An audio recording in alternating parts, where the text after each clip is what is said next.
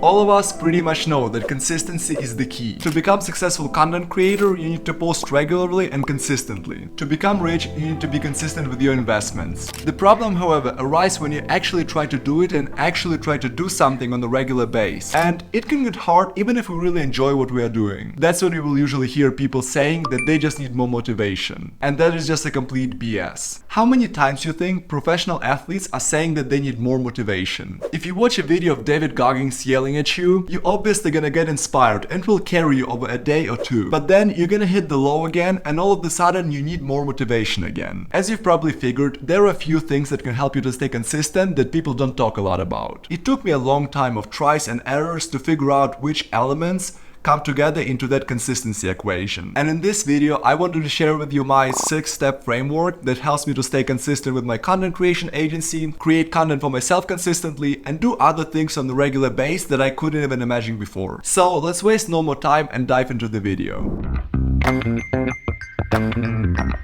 The very first rule, and probably the most obvious, is to do something you like, are passionate about, and enjoy. I bet you already heard that before, but life is just too short to spend it on stuff that you're not interested about. Now, let's say that you really like playing chess, but you also want to build a sustainable business. In this case, maybe chess would not be your best shot, unless you want to become the next Queen Gambit. You don't need to absolutely adore the stuff you're doing, but the least you can do is choose something that you would not hate. The thing is, you can apply all the steps that we're gonna talk about in this video to stay consistent with something, but what's even the point of doing that if you will absolutely hate the stuff that you're doing? That's what happened to me when I tried to run an advertising agency for chiropractors. I heard that it's a good niche to be at, so I started to cold email and cold call all the doctors that I could find. I applied numerous methods to be consistent with the amount of people I reach every day, with other things I do consistently regarding to that marketing agency, but I just didn't like what I was doing. Even more, I absolutely hated it. I didn't have any interest in chiropractics. Every day I was waking up with a dwelling thought that it's gonna be another day of me doing the stuff that I don't enjoy doing. Long story short, it didn't work out. Granted, if I kept persisting and learning more stuff about that, outreaching more people, at the end of the day I would possibly find some clients, right? But then what? I would have become good at something I don't enjoy. Obviously, you can do what you want with your life. But I didn't want to do that, it was not my goal, my target, so I shifted my focus and started a content creation agency for YouTube creators. All of a sudden, it became so much easier to stay consistent with stuff. It was a huge mental relief and it just proves the point of finding something you are really passionate about. However, there will be things in life like attending college and staying consistent with your homework. No matter how hard you twist your mind, it's really difficult to be passionate about something like writing an essay about American presidents at 2 AM on Sunday. In cases like this, the biggest thing that can help you to stay persistent with stuff is understanding the reason why. And I'm not talking about the surface level, I'll study hard to get good grades. I'm talking about the deeper why. Grab a piece of paper, look inside yourself and actually answer yourself a question. Why am I doing that? You want to get good grades, not for the sake of good grades, but for the sake of graduating with a higher GPA, getting a higher paid job, and eventually getting your parents a house that they were always dreaming about. All of a sudden, when you link your homework to getting your parents a house, it becomes so much easier to do and so much easier to stay consistent with. And the cool thing about your deeper reason why, it doesn't disappear. It's not like a motivational YouTube video that you watch and then in a couple of hours you don't have any emotional attachment to it. Your true reason why stays with you and serves you as an infinite motivation source if you keep it in your head and in your heart. Another good tool that you can use to stay consistent with something is the pain of regret. Say you cannot stay consistent with going to the gym. Now think about yourself in 5 years still being in a horrible shape and overweight. How does it make you feel? The next step in our consistency equation is the thing people don't usually take into account. Identity. How much motivation you think LeBron James needs to go to the gym to work out or Elon Musk to go grow SpaceX even more? Probably close to zero.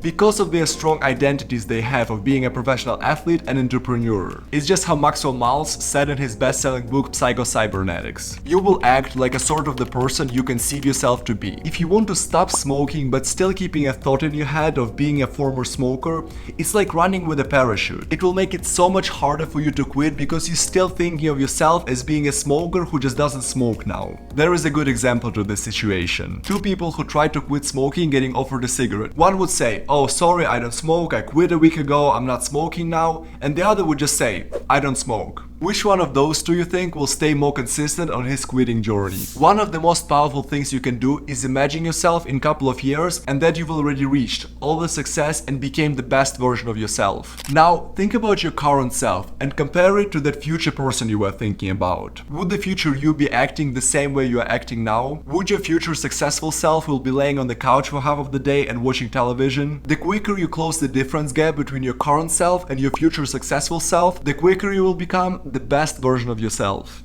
At this point, we know why we want to be consistent and how to stay motivated. But we're probably still running around like the chickens with their heads chopped off because we are lacking the plan of action. Benjamin Franklin once said, by failing to plan, you are planning to fail. Proper plan eliminates confusion and give you a couple actionable steps that you can follow and stay consistent with. You can regularly go to the gym and work out. But if you don't have a workout plan and a meal plan, all you're gonna be doing is just going to the gym and doing a random stuff that is not bringing you closer to your goal. So having a plan will definitely help. But how do you execute on this plan? For example, I want to become a successful YouTube creator. But besides of that, I still have my daily job, I still run a content creation agency and doing a lot of other things. It would have been impossible for me to stay productive and consistent with all of that if not of these two things: systems and processes. This is a broad term and it includes a lot of things. Right software, skillful team, hierarchy of processes, etc. When I just started making videos on YouTube, every single one of my videos was like a new journey. I was just starting from the scratch, like every video was different, etc. Now, 30 videos in or whatever it is, everything is templatized and structured. I have ideas database that I'm populating during the day or during the week, and then I'm just grabbing those ideas, writing a script that is templatized. I have like bullet points that I'm just fulfilling. Then I'm recording this video, sending to the editor. We have a full process of how we're reviewing this video, and then it's ready to go. And I know that if I would keep doing videos the same way I was doing them at the beginning without processes and systems, I would not be able to stay consistent with this stuff. Granted, it takes some time to figure it out, but that is why the beginning of the journey is the hardest thing, because you're developing all those processes and systems, so later it's easier to stay consistent with stuff. One more really important thing that people often forget to mention about consistency, that you can lose interest even in something you really enjoy doing. During my basketball career, I saw it so many times. I played with guys who really loved this game, but then there are some coaches who yell at them too much, the practices are too strict, and all of a sudden they're losing full interest to basketball.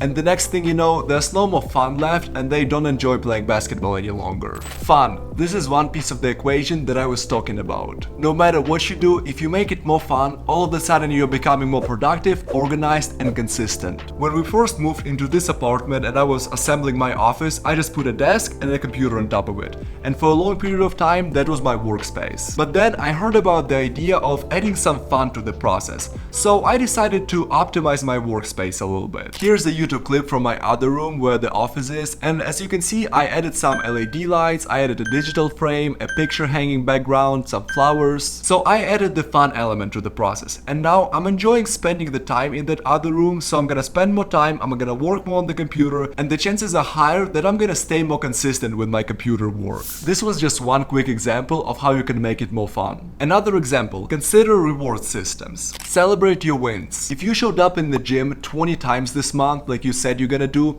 get yourself the PlayStation game you really wanted. Now, you kinda deserve it, so if you celebrate your wins and make it more fun this way, it will motivate you even harder to go to the gym more often. Last thing on this list is the ability to see the bigger picture. Too often, we're getting entangled in the small daily tasks. And I'm noticing the same thing with myself sometimes. Like, I really don't want to spend some Sunday mornings, like half a day Sunday, to edit the video for my client. It's not the most exciting thing, obviously, but during the times like this, I'm trying to zoom out my mind and see the bigger scale of things. When I filmed this video, I'm not really crazy about sitting in front of the phone and talking to you, but I know that I'm working on becoming a successful YouTube creator and impacting people's life with my content. The same with video editing for the clients. Like, it's not the best to sit in front of the computer and do that all the time, but then I'm thinking about the bigger picture of me trying to grow my own business. Regular self check-ins will help you to see the bigger picture, and all of a sudden those dual daily tasks seem way more important. You can do that through visualization, working with a business coach, The step that works best for me is putting it on a paper, so I usually grab my journal and try to write down what's going on in my life, and then when I reread it or even when I write it, it helps me to see the bigger picture. It's easy to be consistent for a short period of time. Almost everybody can go to the gym 2 days in a row or quit smoking for a week. Difficulties usually arise when some time passes and life tests you if you actually have what it takes to stay consistent. Hopefully, the 6 steps framework that we discussed in this video will help you a little bit. However, consistency itself might not always be enough to get you where you want to get. And that's when you need to ask yourself how productive I can actually be with the time that I have. We made a full separate YouTube video about the productivity hacks that differentiate winners from others in life. Go check it out and learn how you can do more things within less time. Make sure you sub to the channel, go check out the videos, and I'll see you in the next one.